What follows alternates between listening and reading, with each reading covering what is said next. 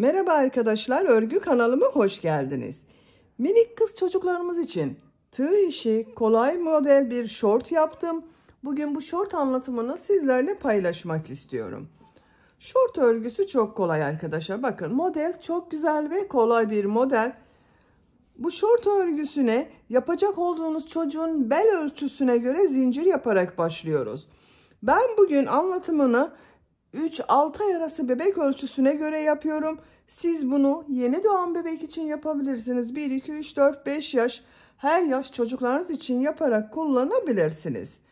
Bel örgüsünü istediğiniz kadar genişlikte yapabilirsiniz. Model sırasınızda yapacak olduğunuz çocuğun büyüklüğüne göre daha fazla sayıda yapabilirsiniz. Bakın bu şekilde oldu bacak bölümleri arkadaşlar. Buralara çiçek süsleme yaptım. Siz bunu yapmadan sade olarak da kullanabilirsiniz. Bel örgüsünün buraya bakın kurdale takmayı tercih ettim ben. Siz tercihinize göre hiçbir şey takmadan kullanabilirsiniz. Dantel takabilirsiniz veya çiçekli ip kordonlar yaparak kullanabilirsiniz. Ölçülerini videonun sonunda ölçüyorum arkadaşlar. Oraya bakabilirsiniz. 3-6 ay bebek ölçüsüne göre yaptım. Buna takım yapmak isterseniz bakın çok güzel çiçekli saç bandı yaptım. Bunun anlatımını yaptım. YouTube kanalıma yükledim. Buna takım yapmak isterseniz yine bakın bu şekilde çok güzel mini bir bolero yeleğimiz var. Şu şekilde bir takım oluşturabilirsiniz. Siz de bunun gibi güzel bir set yapmak isterseniz bolero yelek ve saç bandının olduğu YouTube linkini izlediğiniz bu videonun açıklama bölümüne ekliyorum. Siz o linkler üzerine tıklarsanız bunun gibi güzel bir set yapabilirsiniz. Biz bugün hem kolay hem de güzel bu tığ işi şort örgüsünü yapacağız arkadaşlar. Şort örgüsünde iplik olarak ben bugün bu renk bir iplik kullandım. 100 gram iplik üzerinde 320 metre vardı. Etiketi yok arkadaşlar. 320 metrelik bir ip, bir yumak iplik bitti. Bakın bu kaldı. Bir yumak iplik yeterli. Beyaz renkli iplik olarak da bel örgüsünün burada ve bacak örgüsünün burada kullandım bakın. Çok az miktarda beyaz renkli ipliğe ihtiyacımız var. Ben bugün bu renk iplikleri kullandım. Siz bu şort örgüsünde istediğiniz marka iplik ve renkleri kullanarak yapabilirsiniz. Koton iplikler, merserize iplikler, yazlık iplikleri tercih edebilirsiniz arkadaşlar. Her renk iplik ile de çok güzel oluyor. Tığ olarak 5 numara 3 milimetre tığ kullandım. Elim çok sıkı değil. Yaptığım örgüler yumuşak oluyor. Sizin eliniz sıkıysa 3,5-4 milimetre tığlarla yaparsanız çok daha güzel olur.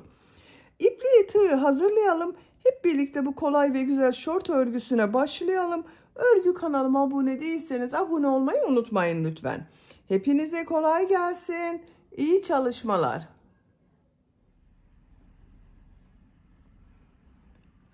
Örgüye bel örgüsü için zincir yaparak başlıyoruz. İlk ilmeği ben bu şekilde yapıyorum.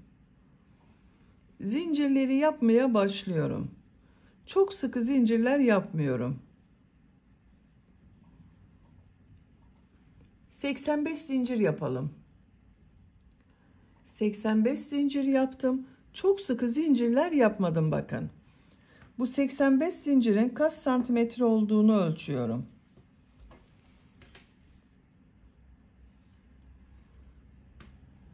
...34 santimetre zincir uzunluğu var. Benim elimin sıklığına göre 34 santimetre için 85 zincir yaptım arkadaşlar. Sizin eliniz sıkıysa bu 34 santimetre olasıya kadar kaç zincir oluyorsa o kadar zincir yapmanız gerekir. Bu zincir sayısı da yapacak olduğunuz çocuğun büyüklüğüne göre daha fazla sayıda yapabilirsiniz. Ben bugün 3 aylık bir bebek bel ölçüsüne göre yapıyorum. 34 santimetre yaptım. Siz daha büyük çocuklar için yapmak istiyorsanız bunu 38, 40, 42 santimetre olarak yapabilirsiniz. 1 yaşından büyük çocuklar için yapıyorsanız gelişimleri farklı olur. Onların belini ölçerek zincir yaparsanız çok daha iyi olur arkadaşlar. Bu sırada trabzanlar yapacağız. Tığ üzerine iplik alıyorum. 3 ilmek atlıyorum. 1, 2, 3, 4. ilmeğe trabzan yapıyorum. Bu sıra başında 3 ilmek atladığımda bir trabzan. Diğer ilmeklere trabzan yaparak devam ediyorum. Her zincir üzerine bir trabzan yapıyorum.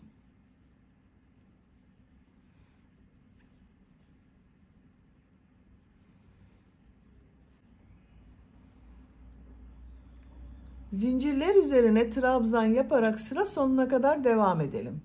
Zincirler üzerine trabzan yaparak sıra sonuna kadar tamamladım.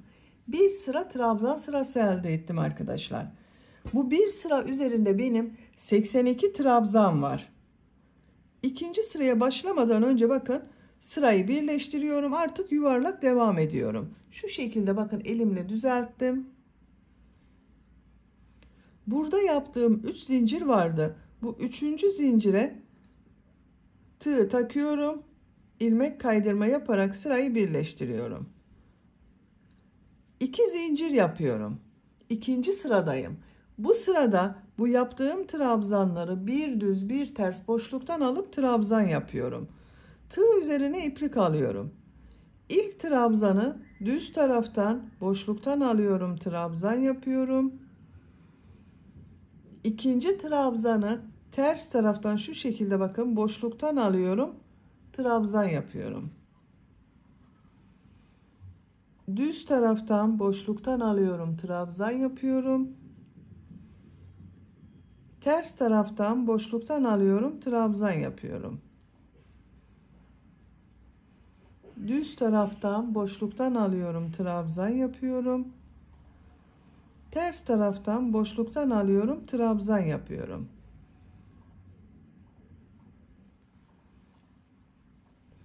Bakın bu şekilde bir görüntü elde ediyoruz. Bir düz bir ters örgü elde ediyoruz.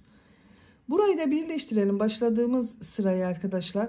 Şu şekilde bakın yine 3 zincirin bu zincire tığ takıyorum. İplik ucunu içinden çekiyorum. İlmeğin içinden çektim. Bakın burayı da birleştirdik. Artık düzgün. Sıra sonuna kadar devam edelim. Bu sırada trabzanları bir düz bir ters boşluktan aldım, trabzan yaptım. Son trabzanı bakın düz taraftan boşluktan aldım, trabzan yaptım. Tığ üzerine iplik almadan sıra başında yaptığım 2 zincirin bakın ikinci zincire tığ takıyorum. İlmek kaydırma yaparak sırayı birleştiriyorum. Bu sıra başında yaptığım bakın 2 zincir ters taraftan yaptığım trabzan görüntüsü oldu arkadaşlar. Bir düz bir ters boşluktan alarak trabzan yaptık. Görüntüsü bakın bu şekilde esnek oldu, bakın bel örgüsü. 3. sıradayım. 2 zincir yapıyorum. Bu sırada bu yaptığım trabzanları nasıl görüyorsam o yönde boşluktan alıyorum, trabzan yapıyorum. Düz tarafta görüyorum, düz taraftan boşluktan alıyorum, trabzan yapıyorum. Ters tarafta görüyorum, ters taraftan boşluktan alıyorum, trabzan yapıyorum. Düz trabzan yapıyorum boşluktan alarak, ters taraftan boşluktan alıyorum, trabzan yapıyorum.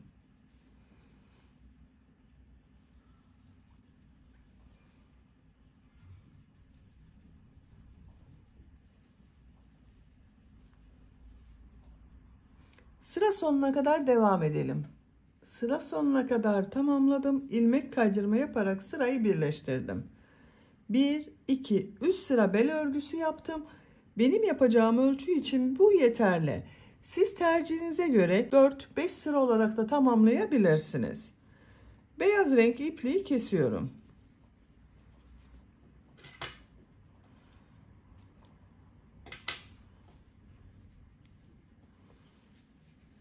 Bakın arkadaşlar bu şekilde oldu.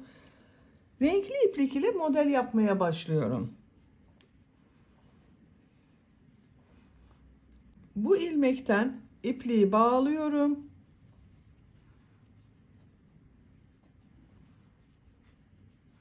Buradan ilmek yapıyorum. 3 zincir yapıyorum. Tığ üzerine iplik alıyorum. Aynı ilmek içine bir trabzan yapıyorum. 2 zincir yapıyorum. Aynı ilmeğe 2 trabzan daha yapıyorum. Bakın sıra başında yaptığım 3 zincir ile birlikte 2 trabzan, 2 zincir, 2 trabzan oldu. Tığ üzerine iplik alıyorum. 2 ilmek atlıyorum. 3. ilmeğe 2 trabzan, 2 zincir, 2 trabzan yapıyorum.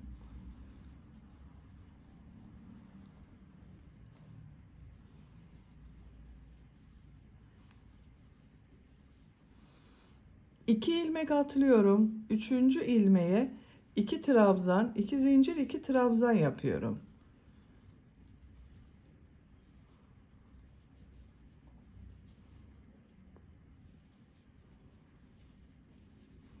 Bakın bu şekilde oluyor. Sıra sonuna kadar devam edelim. Sıra sonuna kadar modelleri yaptım. Son yaptığım modeli ilk yaptığım model ile ilmek kaydırma yaparak sırayı birleştiriyorum. Sıra başında 3 zincir yaptım. Bu 3. zincire tığ takıyorum. İlmek kaydırma yapıyorum. Bakın birleştirdim. Bu sırada modelleri yerleştirdik. Bakın bu şekilde oldu arkadaşlar. İkinci model sırasındayım. İlmek kaydırma yaparak model ortasına geçiyorum. 3 zincir yapıyorum. 1 trabzan yapıyorum. Yine 2 trabzan, 2 zincir, 2 trabzan yapacağız. 2 zincir yapıyorum. 2 trabzan yapıyorum.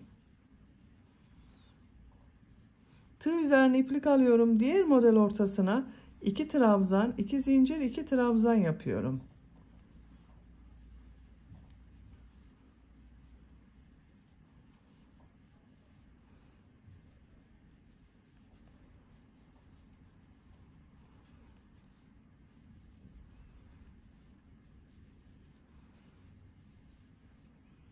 Sıra sonuna kadar devam edelim.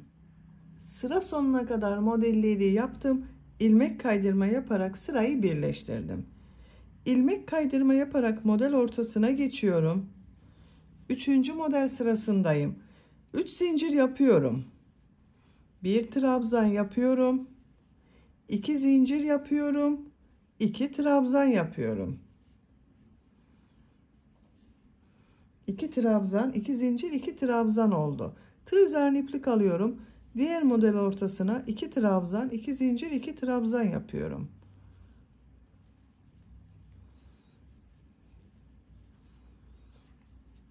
Sıra sonuna kadar devam edelim.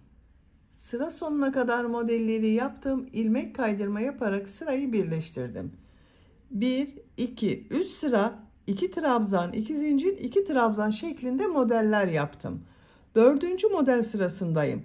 4. sıradan itibaren 3 trabzan, 2 zincir, 3 trabzan şeklinde modeller yapacağız. İlmek kaydırma yaparak model ortasına geçiyorum. 3 zincir yapıyorum. 2 trabzan yapıyorum. Bakın 3 zincir ile birlikte 3 trabzan oldu. 2 zincir yapıyorum. 3 trabzan yapıyorum.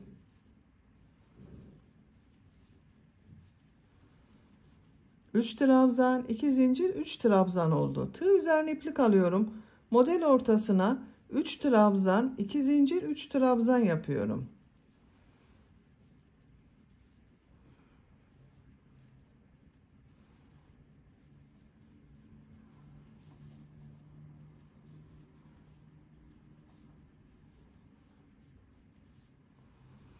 Model ortasına 3 trabzan, 2 zincir, 3 trabzan yapıyorum.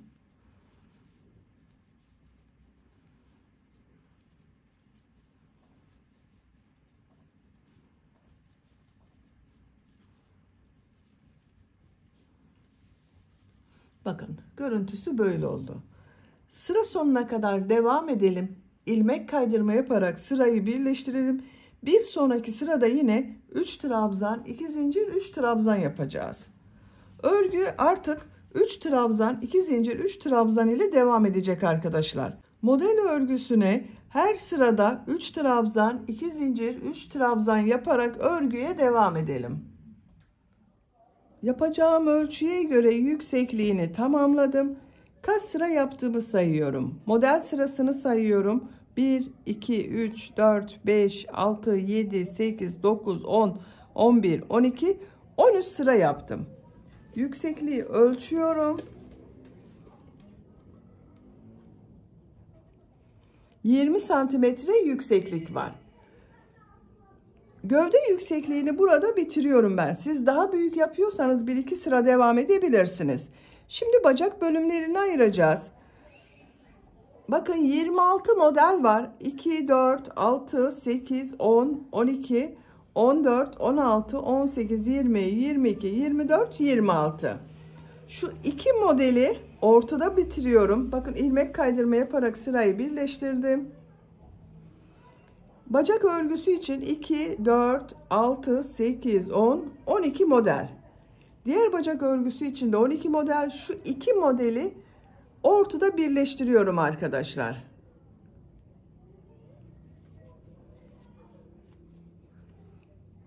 Bakın şu şekilde ilmeği çekiyorum. İlmek ucunu çekiyorum içine. İlmek kaydırma yapıyorum. Karşılıklı ilmek kaydırma yaparak birleştiriyorum.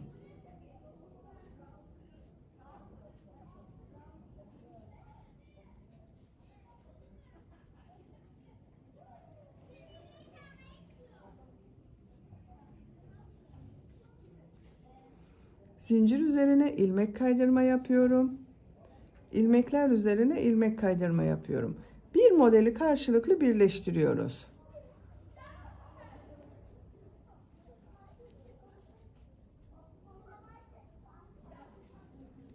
Bakın A ortasını birleştirdik.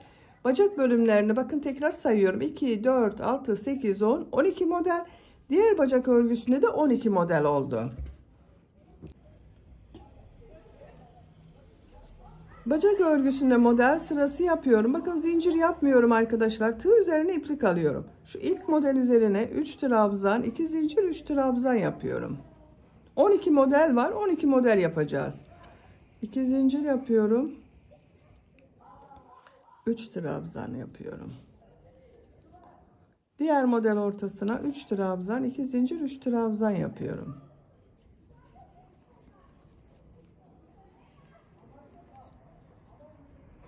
Sıra sonuna kadar devam edelim. Sıra sonuna kadar tamamladım. Sıra sonunda bakın bu ilmeğe bir trabzan yapıyorum. Burada boşluk oluşmaması için. Şu ilmek ile bakın model başladığım ilmek ile ilmek kaydırma yaparak birleştiriyorum. Burada bitiriyorum arkadaşlar. Bir sıra sık iğne yapıyorum. Bu sık iğneleri yaparken arada kesmeler yapıyorum. Bakın şu ilmeğe sık iğne yapıyorum. Zincir üzerine bir sık iğne yapıyorum. Bakın bu modelde 4 sık iğne yaptım.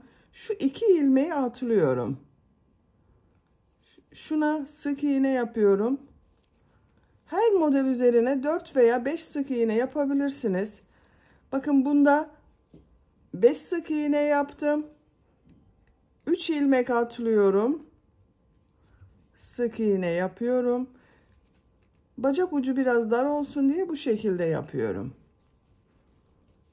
Sıra sonuna kadar devam edelim.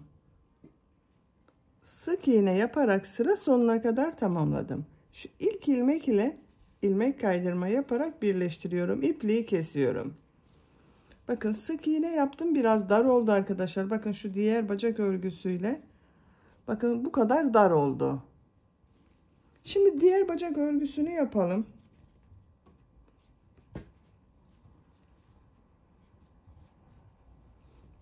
Bakın bu orta noktadan ipliği bağlıyorum. Yine bu bacak örgüsüne yaptığımız gibi bir sıra model sırası yapacağız. Bir sıra sık iğne yapacağız. Buradan bir ilmek yapıyorum. Model ortasına 3 trabzan, 2 zincir, 3 trabzan yapıyorum.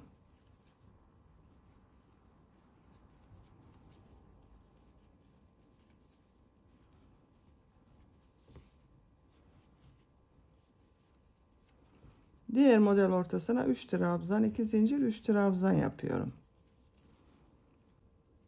Sıra sonuna kadar devam edelim. Sıra sonuna kadar tamamladım. Şu son ilmeğe bir trabzan yapıyorum. İlk yaptığım modelin bakın bu ilk ilmek ile ilmek kaydırma yaparak birleştiriyorum. Model sırasını bitirdim. Bakın bu bacak örgüsünde bir sıra model, bir sıra sık iğne yaptım. Bu sırada sık iğne yapıyorum. Her model üzerine 4 veya 5 sık iğne yapabilirsiniz arkadaşlar. Arada bakın 2 ilmek atlıyorum, sık iğne yapıyorum. Sık iğne yaparak sıra sonuna kadar devam edelim. Tek dikkat yapmanız gereken arkadaşlar, bu bacak örgüsünde kaç sık iğne yaptıysanız bu bacak örgüsüne de aynı sayıda sık iğne yapacağız. Sıra sonuna kadar devam edelim. Sıra sonuna kadar tamamladım. İlmek kaydırma yaparak sırayı birleştiriyorum. İpliği kesiyorum.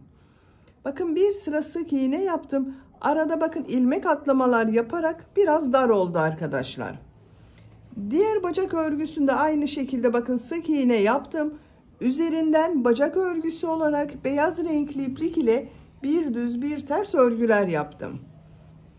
Bu bacak örgüsünde de aynı olacak. Bu bacak örgüsünde kaç sık iğne yaptıysanız diğer bacak örgüsünde de aynı sayıda sık iğne yaparsanız görüntü olarak daha düzgün görünür. Beyaz renkli iplik ile devam ediyorum. Şu ilmekten bir ilmek yapıyorum.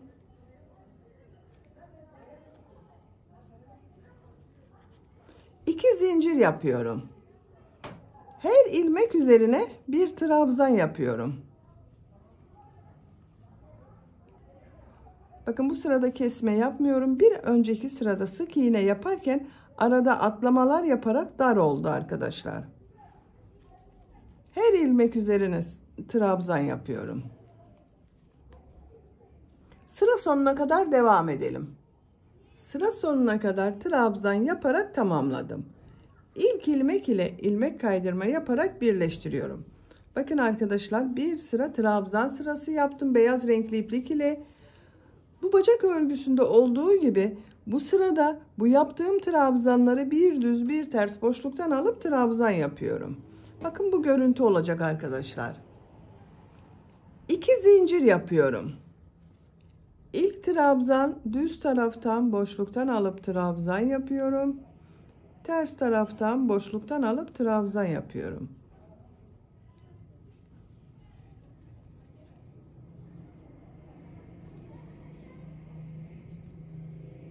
Sıra sonuna kadar devam edelim. Sıra sonuna kadar tamamladım. Son trabzan bakın düz taraftan boşluktan aldım trabzan yaptım. Şu ilk ilmek ile ilmek kaydırma yaparak birleştiriyorum. Sıra başında yaptığım 2 zincir bakın ters tarafta görünen trabzan oldu. Görüntüsü bu şekilde arkadaşlar. Bu sırada yaptığım bu trabzanları nasıl görüyorsam o şekilde boşluktan alıp trabzan yapıyorum. 2 zincir yapıyorum. Bakın düz tarafta görüyorum. Düz taraftan boşluktan alıp trabzan yapıyorum. Ters taraftan boşluktan alıp trabzan yapıyorum. Bel örgüsünde yaptığımız gibi. Bakın burada yaptığımız gibi bir düz bir ters boşluktan alıp trabzan yapıyoruz. Sıra sonuna kadar devam edelim. Sıra sonuna kadar tamamladım. İlk ilmek ile ilmek kaydırma yaparak birleştiriyorum. İpliği kesiyorum.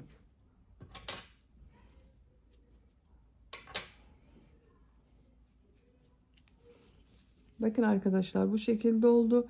Beyaz renkli iplik ile bir sıra trabzan sırası yaptım. 2 sıra bir düz bir ters boşluktan aldım trabzan yaptım. Bu şekilde bakın şort örgümüzü bitirdik. Çok güzel oldu arkadaşlar. Bakın model olarak çok güzel.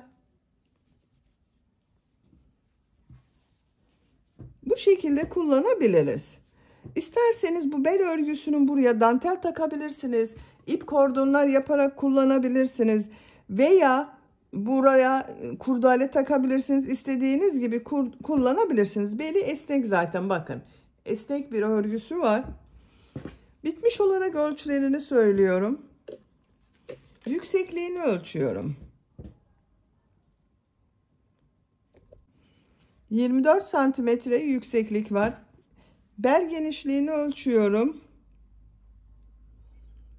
21 santimetre bel genişliği var.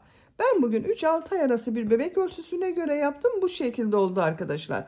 Bunu istediğiniz gibi de süsleme yapabilirsiniz. Çiçek, kelebek süslemesi yapabilirsiniz. Beni dinlediğiniz ve izlediğiniz için hepinize çok teşekkür ederim. Örgü kanalıma abone değilseniz abone olmayı unutmayın lütfen. Sizlerle yeni örgülerde görüşmek dileğiyle. Hoşça kalın, sevgiyle kalın.